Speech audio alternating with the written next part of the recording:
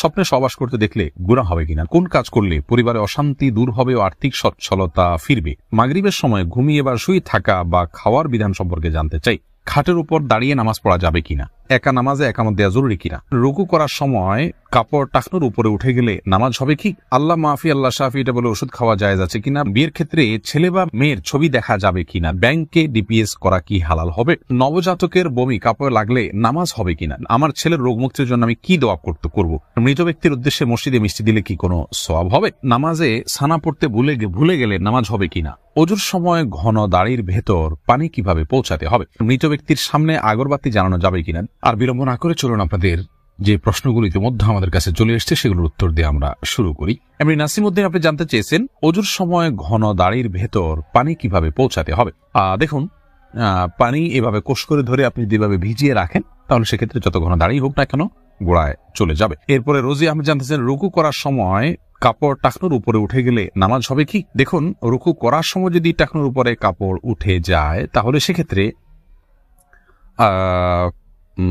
আপনার মেয়ে মানুষ হিসাবে সামান্য এক ঝলকের জন্য উঠলো, 1 সেকেন্ড 2 সেকেন্ডের জন্য উঠলো, তাতে গুনাহ হবে না ইনশাআল্লাহ বিইذনিল্লাহ। মোশাররফ হোসেন জানতে চেয়েছেন নামাজে সানা পড়তে ভুলে গেলে নামাজ হবে কিনা। হ্যাঁ ভাই, নামাজ হয়ে যাবে, কারণ সানা পড়া এটা নামাজের জন্য ফরজ বা ওয়াজিব নয়, এমন কোনো কিছু ছুটে গেলে নামাজ হয়ে যাবে, কোনো অসুবিধা নেই। নুসরাত জাহান ইমু আপনি জানতে চেয়েছেন মৃত ব্যক্তির সামনে আগরবাতি জ্বালানো যাবে কিনা। দেখুন, আগরবাতি মূলত জ্বালানোর নির্দেশ হলো সুগ্রহণের জন্য, অতএব মৃত ব্যক্তিকে রেখেছেন, তার দেহ থেকে কোনো দুর্গন্ধ আসতে পারে, সেই জায়গা থেকে আপনি সুঘ্রাণ যুক্ত কোনো কিছু ব্যবহার করতেই পারেন, আগরবাতি জ্বালাতেই পারেন।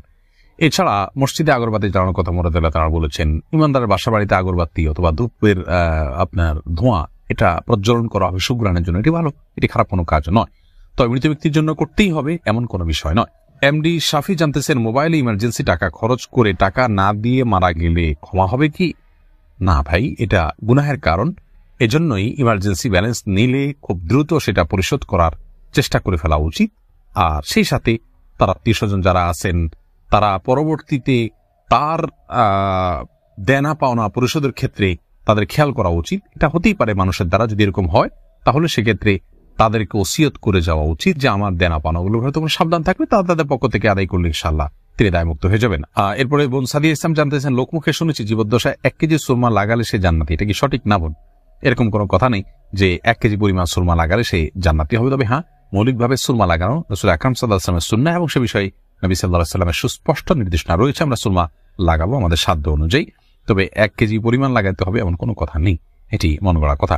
নাহিদ নোমান জানতে চেয়েছেন কোন কাজ করলে পরিবারে অশান্তি দূর হবে ও আর্থিক সচ্ছলতা ফিরবে।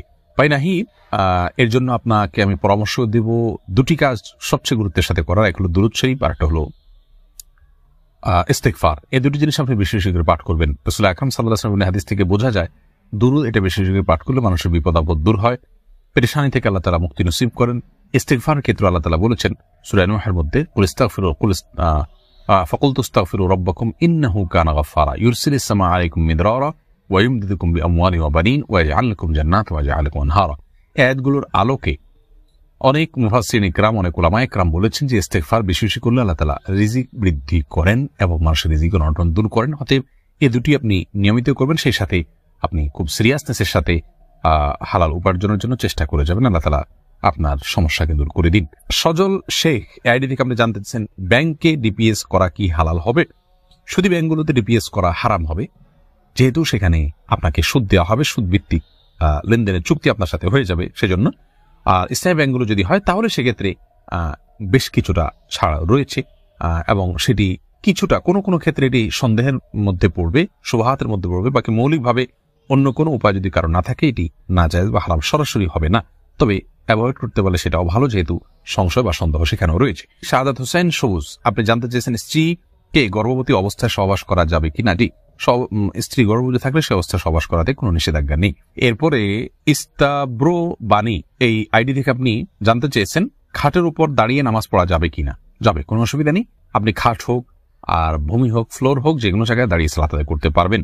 আপনি স্বাভাবিকভাবে যদি সালাত আদায় করতে অসুবিধা না হয় তাহলে সেক্ষেত্রে কোনো অসুবিধা নেই। হ্যাঁ, কোনো খাটের উপরে দেখা যায় যে ম্যাট্রেস বা ফোম থাকার কারণে অনেক দূর ডেবে যায়, যার কারণে রুকু সিজদায় তিনি ব্যালেন্স রাখতে পারেন না এবং সুন্দরভাবে সালাত আদায় করতে পারেন না, সিজদা সঠিকভাবে করতে পারেন না। এরকম যদি হয় তাহলে সেক্ষেত্রে তার জন্য খাটে দাঁড়িয়ে সালাত আদায় করা উচিত হবে না, এটা কমপক্ষে মাকরুহ হবে, অপছন্দনীয় হবে, তবে সালাত হয়ে যাবে। যেহেতু সালাত স্বাভাবিকভাবে করতে তার অসুবিধা হয়, শরীরে ব্যালেন্স ঠিক রাখতে পারে না, আরোগ্য চিন্তা যথাযথভাবে করতে অসুবিধা হয় এবং মনোযোগও ব্যাঘাত সৃষ্টি হয়, যার কারণে এরকম জায়গায় সালাত করা উচিত না। আর যদি এতটা নরম না হয় তাহলে সেক্ষেত্রে সাধারণ খাটে বা চকিতে সালাত আদায় করতে কোনো অসুবিধা নেই। সাইফুল ইসলাম জানতে চেয়েছেন, নামাজের প্রথম রাকাতে আউযুবিল্লাহ বিসমিল্লাহ সহ সূরা পাঠ করে প্রথম রাকাত শেষ করলাম, দ্বিতীয় রাকাত কি পুনরায় আউযুবিল্লাহ পাঠ করতে হবে না বিসমিল্লাহ পাঠ করলেই হবে? দেখুন, সূরা ফাতিহা যেহেতু আপনি নতুন করে শুরু করছেন, এই জন্য আপনি আউযুবিল্লাহ পাঠ করবেন এবং এরপরে বিসমিল্লাহ পাঠ করবেন, কারণ ফাইযা ক্রাআতাল কুরআন ফাস্তাইয বিল্লাহি মিনাশ শাইতানির রাজিম, আল্লাহ তাআলা বলেছেন কোরআন যখন পাঠ করবে তখন তুমি আল্লাহ তাআলার কাছে আশ্রয় চাইবে শয়তান থেকে। এই জন্য প্রথম রাকাতে আপনি সূরা ফাতিহা পাঠ করেছেন, এরপরে আপনি রুকু করেছেন, সিজদা করেছেন, তাসবিহ পাঠ করেছেন, অনেকগুলো কাজ করেছেন, আবার নতুন করে আপনি তেলাওয়াত শুরু করছেন, যার কারণে আপনি এখানে আউযুবিল্লাহ সূরা দুইটা পাঠ করবেন। আয়েশা আহমেদ, আপনি ইউটিউব চ্যানেলে প্রশ্ন করেছেন, বিয়ের ক্ষেত্রে ছেলে বা মেয়ের ছবি দেখা যাবে কিনা? দেখুন, ছেলে বা মেয়ের ছবি দেখা যাবে বিয়ের ক্ষেত্রে শর্ত সাপেক্ষে, আর সে শর্ত হলো ছেলে মেয়ের ছবি দেখবে, তার কোনো বাবা অভিভাবক অন্য কাউকে দেখাবে না এবং দেখার পরে মুছে ফেলবে নিজের কাছ থেকে, এবং মেয়েও ছেলের ছবি দেখবেন এবং সেটি ফিতনায় পতিত হয়, ছবি দেখে বাজে চিন্তা হয়, বিবাহ ছাড়া আগ পর্যন্ত সেই সুযোগ যেন না থাকে সেজন্য এটি রিমুভ করে ফেলবেন। এই শর্ত সাপেক্ষে এটি দেখা জায়েজ রয়েছে সম্পূর্ণ বিয়ের নিয়ত যখন পাকাপাকি হয়ে যাবে তখন।